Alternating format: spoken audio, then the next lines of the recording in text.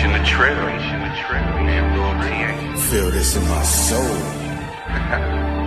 Got my blood pressure going. This feels good.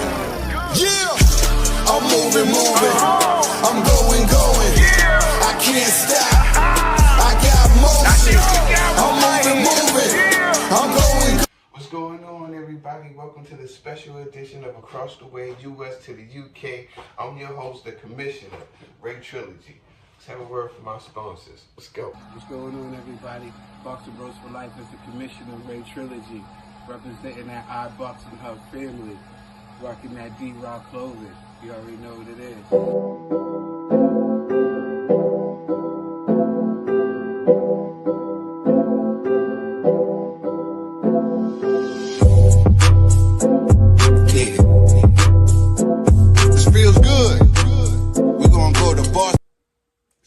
Everybody, you know how I'm rocking. Shout out to my big bro, 95 North. You already know how we rocking. Shout out to my co-host Ricco. He can't be with me today. He did because he's a little under the weather. So I'm gonna hold it down. You know, but this is gonna be a special edition, heart to heart boxing talk with the Commissioner, Trilogy. Let's get it popping. I'm gonna mess up these cookies too.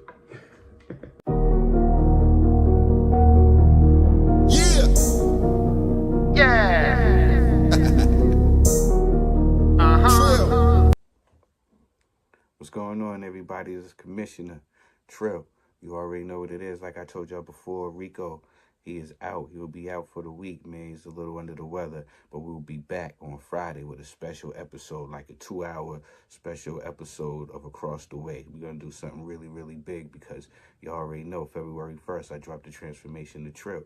But let's get back into boxing. Let's talk about boxing. This is fight week, ladies and gentlemen, and everybody's talking about the fight that will be taking place on February 1st as well.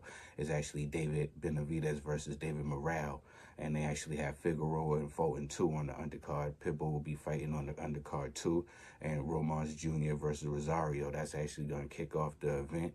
It's going to be September 1st, like I said. It starts at 8 p.m. Eastern Time, 5 p.m. Pacific Time. It's live on pay-per-view.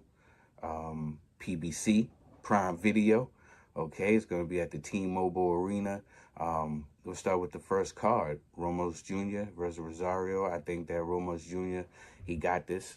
I think he's going to pull this off. Pitbull, I would love to see him revenge the loss that he just had, but, you know, this is probably going to be for him to show where he's at right now. New weight, Pitbull. So I'm going to put Pitbull in that fight. You know, he got that aggressive style. He's going to come forward. Now, Figueroa versus Fulton. This is an interesting fight for me.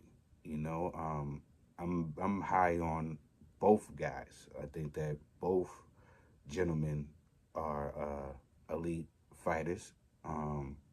Brandon Figueroa, I like Brandon Figueroa, and I like Stephen Fulton. I think that Stephen Fulton, my humble opinion, I think something happened in the NUA fight. I don't know, was it the layoff afterwards too? But from seeing his performance afterwards, it looked like something happened. And usually it does. People don't take into account, like, usually when you get knocked out, you know, it chips away at you, you know, and sometimes you need a longer rest, you know, before you get back in there. Or maybe he did take too long of a rest, and that's why he didn't look too good in his last performance.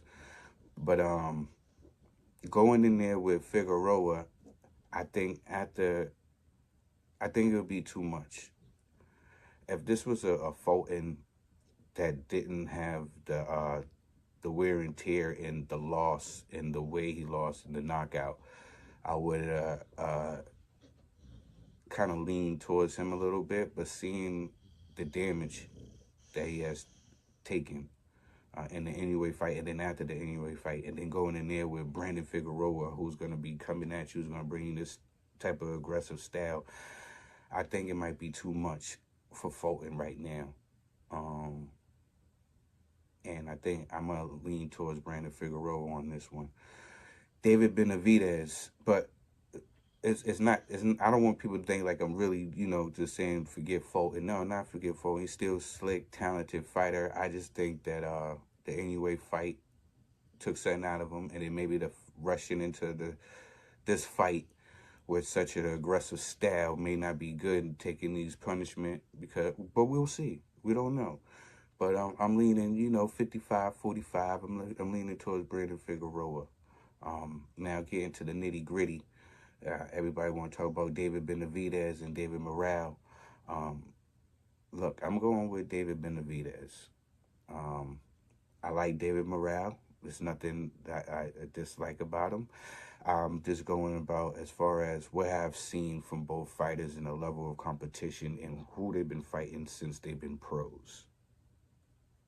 And I think that David Benavidez has fought the better competition as a pro. So I'm leaning towards David Benavidez. I think David Morrell is a good young fighter. I think the first couple of rounds, his athleticism is going to help him. But I think it's only a matter of time when David Benavidez is going to be landing. He's going to be landing them shots. He's going to be coming forward. He's going to be the aggressor. He's going to be losing the fight in the beginning, and then he's going to come on later on, and I think that he can stop him and get him out of there. Kind of how, like, Antonio Margachito used to do. You know what I'm saying? He used to, lose the early rounds, but then come on later on and take these guys out. But David Benavidez doesn't have no plaster appearance in his gloves. It's just hard work and dedication. And a lot of people use David Benavidez's pass against him. This is not the same David Benavidez that was losing his belt on the scales and do the other stuff. This is a focused David Benavidez. He's a father. He's a husband. He's thinking about legacy, and he wanted to etch his name out. You know what I'm saying? As one of those guys. So shout out to David Benavidez. I'm leaning towards him in this fight. If David Morrell can pull this off, kudos to him. Kudos to him. But I think that David Benavidez beats him. Beats him easily. I think he stops him. I think he stops him in the late round. Even though he's a young man, he's never been stopped, so it might go the distance. But I just think once that pressure gets on him, he ain't never been in there with somebody like David Benavidez. And David Benavidez has been in there with the champs since he's been a little boy. He was in there sparring with the triple G's in him. You know what I'm saying? So, this young man, he's come a long way. I think David Benavidez has been getting, some bad press and some bad slack. You know why? And I'm gonna tell you why. Because I was a little upset with David Benavidez. I remember when I did a video because I like David Benavidez. You know what I'm saying? I've been a fan of him ever since he stopped Jillian Love. I was like, this is my guy. This is who I'm rocking with. I like David Benavidez. I just didn't like the calling out of Saul Canelo Alvarez. I felt like the young man should have been trying to carve out his own path and try to be great on his own, and that's what he's doing now. So kudos to him. Because I feel like all these other fighters, all they try to do is, jump the line. Instead of, putting themselves in position, to get the skills up, they want to just run straight to the money. You know what I'm saying? Instead of building up their own legacy and getting to it on their own. You know what I'm saying? So I think a lot of Canelo fans didn't like him for that reason. But I'm not mad at it. If you feel like, you that guy, you want to go after the top guy. But it's how you do it. And a lot of people felt like the way he was doing it was disrespectful. You know what I'm saying? So that's why they wasn't rocking with him, and he gets a lot of slack from that. But he's young, and you learn from your mistakes. And I'm seeing that the young man has learned. So cut the homie some slack. You know what I'm saying? Because he is not following Canelo. He's carving out his own path, chasing his own thing, and that's what's up. He's not sitting around waiting for a Saul payday, you know? So you got to salute him for that. And I'm definitely going for him in this fight. David Benavidez, I'm going to say late stoppage, but if he goes the distance, I won't be mad. Shout out to David Morrell. If he happens to win, kudos to him. But I got it 60-40, David Benavidez. David Morrell, he checks off all got the footwork, he got the speed, look like he got some pop, but look at the people he's been in there with. Everybody's going to look spectacular against people that's not on your level. What do you do with people that's on your level or got a name and stuff like that? He's been in there. David Benavidez has been in there. He's been in there with some names. So, you know, so we're going to see. We're going to see, but I'm going David Benavidez. Let me know who you got in the comment section. And don't forget, please like and subscribe. You know what I'm talking about? This is going to be a wonderful week. And we kick it off on Friday. Friday we'll be back with a 2-hour special, you know, because I dropped my album February 1st. And it's also Rico's birthday, February 1st.